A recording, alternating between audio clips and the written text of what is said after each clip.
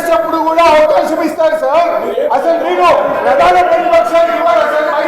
The suspended member is please leave the house. Please. Maheshwar Reddy garu, please. ధన్యవాదాలు అధ్యక్ష. నిన్న జరిగినటువంటి governor ప్రసంగంలో ధన్యవాదాలు తీర్మానం అవకాశం ఇచ్చినందుకు ధన్యవాదాలు తెలియజేస్తున్నాను అధ్యక్ష.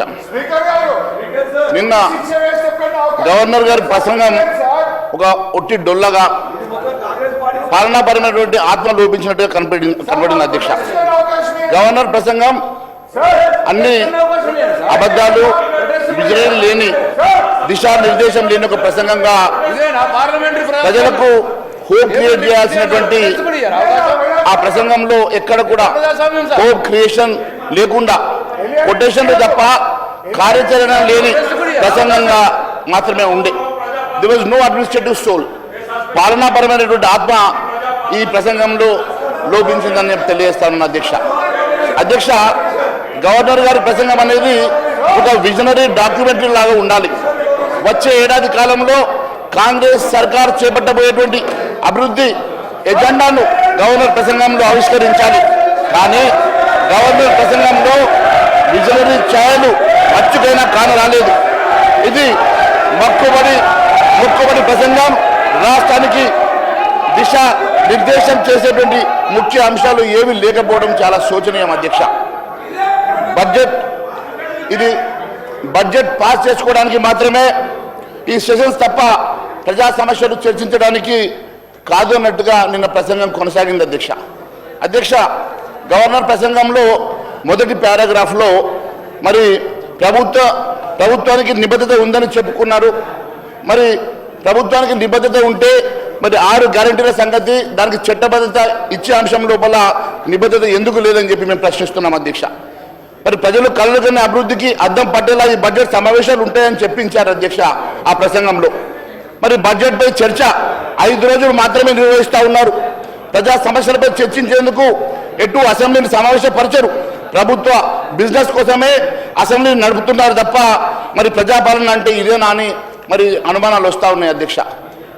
మరి నిజంగా కూడా అనేకమైనటువంటి ప్రజా సమస్యలు ఉన్నాయి.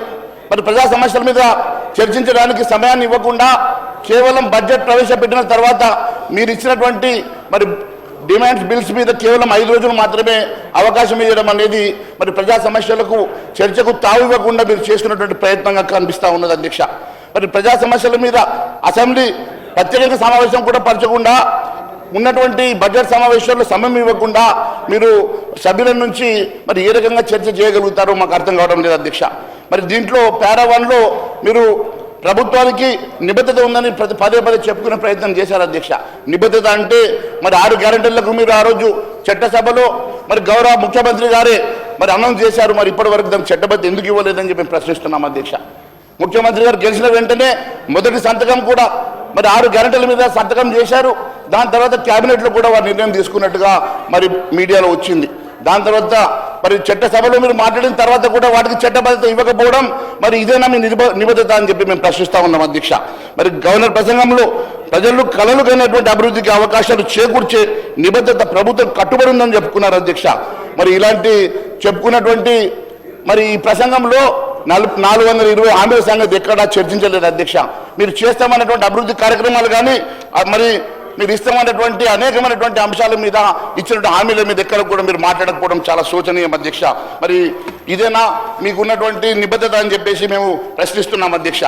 గవర్నర్ ప్రసంగం మొత్తం అందరినీ కూడా నిరాశపరిచింది అధ్యక్ష. ప్రభుత్వం చేపడుతున్నటువంటి ఈ అంశంలో కూడా మీరు ఎక్కడ కూడా ప్రసంగంలో మరి పెట్టకుండా కేవలం ఇది ఒక డాక్యుమెంటరీ లాగా మీరు దీన్ని ప్రవేశపెట్టడం అనేది చాలా బాధాకరంగా ఉన్నది అధ్యక్ష. ఎక్కడ కూడా దీంట్లోపల ఒక ఆత్మ అనేది కనపడలేదు అధ్యక్ష. కేవలం మీద కూడా స్క్రిప్ట్ రాసుకొచ్చి చదివించినట్టుగా ఉంది కానీ ఎక్కడ కూడా దీనిలో మీరు ఇచ్చినటువంటి అనేకమైనటువంటి అంశాలను ఎక్కడ చర్చకు రాకుండా మీరు దీంట్లో మీరు దాటవేసే ప్రయత్నం చేసినట్టుగా అనిపిస్తూ ఉంది అధ్యక్ష. మరి కాంగ్రెస్ మేనిఫెస్టోలో అభయహస్తం పేరుతో ఇచ్చినటువంటి గ్యారెంటీలు కానీ అధికారం వచ్చిన తర్వాత మీరు ఇచ్చినటువంటి అంశాల మీద కూడా ఎక్కడ కూడా చర్చకు రాకపోవడం చాలా బాధగా ఉంది అధ్యక్ష. మరి పురోగమనం, సుపరిపాలన ఎక్కడ మచ్చుకైనా కానరాలేదు అధ్యక్ష. ఎందుకంటే గవర్నర్ ప్రసంగం పారా 2లో చాలా స్పష్టంగా తెలంగాణ పురోగమిస్తుంది అని చెప్పుకున్నారు. మరి ఏ రంగంలో పురోగమిస్తుందో మరి మంత్రులన్నా చెప్పాలి, మరి ముఖ్యమంత్రి గారన్నా చెప్పాలి అధ్యక్ష. ఎక్కడ కూడా పురోగమనం అనేది లేదు. మీరు కేవలం మాటలకు మీరు చెప్పేటువంటి స్క్రిప్ట్లో మాత్రమే రాసుకున్నారు తప్ప పురోగమనం అనేది ఎక్కడ కనబడడం లేదని చెప్పేసి తెలియజేస్తా ఉన్నాం అధ్యక్ష. అప్పులు చేయడంలో మీరు పురోగమనం ఇచ్చినారనేది వాస్తవం అధ్యక్ష. కేవలం అప్పులు చేయడానికి మాత్రమే పురోగమనం కనిపిస్తూ ఉన్నది, కానీ అభివృద్ధిలో ఎక్కడ పురోగమనం లేదనేది చాలా స్పష్టమవుతా ఉన్నది అధ్యక్ష. ఇది కేవలం మరి అప్పులు చేయడం కోసమే ఈ రాష్ట్రం ఏర్పడ్డట్టుగా కేవలం ఒక సంవత్సరంలోనే 1,52,000 కోట్ల అప్పులు తీసుకొచ్చేసి పురోగమిస్తుందని చెప్పుకునే ప్రయత్నం చేస్తున్నారు, కానీ ఇచ్చిన హామీలు నెరవేర్చాలన్న చిత్తశుద్ధి ప్రభుత్వానికి కనబడతలేదు అధ్యక్ష. మరి ఎక్కడైనా సరే మీరు గ్రామాలు పట్టణాలు ఎన్నిక అయిపోయి వాళ్ళ టర్మ్ అయిపోయిన తర్వాత కూడా మళ్ళీ ఎన్నికలు పెట్టకుండా ఎక్కడ కూడా లోకల్ బాడీస్ లేకుండా ఈరోజు పురోగమనం అని చెప్పి మీరు చెప్పే ప్రయత్నం చేస్తూ ఉన్నారు అధ్యక్ష.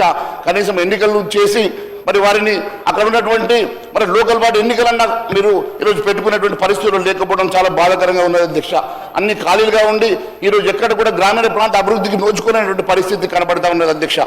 అక్కడ రిప్రజెంటేషన్ లేక మరి అక్కడ సుపరిపాలన లేని పరిస్థితి చాలా స్పష్టంగా కనబడతా ఉన్నది అధ్యక్ష. అంతేకాదు అధ్యక్ష, ప్రభుత్వానికి ఒక డైరెక్షన్ లేదు అధ్యక్ష. ప్రభుత్వం ఈరోజు ఇక గవర్నర్ ప్రసంగంలో మాత్రమే అది కనపడతా ఉన్నది, కానీ ఎక్కడ కూడా డైరెక్షన్ లేనటువంటి ప్రభుత్వం గవర్నర్ ప్రసంగం పారా 4లో సంబంధిత వర్గాల అభిప్రాయాలతో విధానాల రూపకల్పన నిర్ణయాలు తీసుకోవడంలో కాంగ్రెస్ ప్రభుత్వం స్థిరమైన మార్గాన్ని నిర్ధారించిందని చెప్పుకున్నారు. ఏది ఆ స్థిరమైన మార్గం? ఆ స్థిరమైన మార్గం అంటే ఏందో మరి మంత్రుల కన్నా అర్థమైందో మరి మంత్రులను ఒకసారి ఆలోచన చేసి చెప్పాల్సిందిగా మేము కోరుతా ఉన్నాం అధ్యక్ష.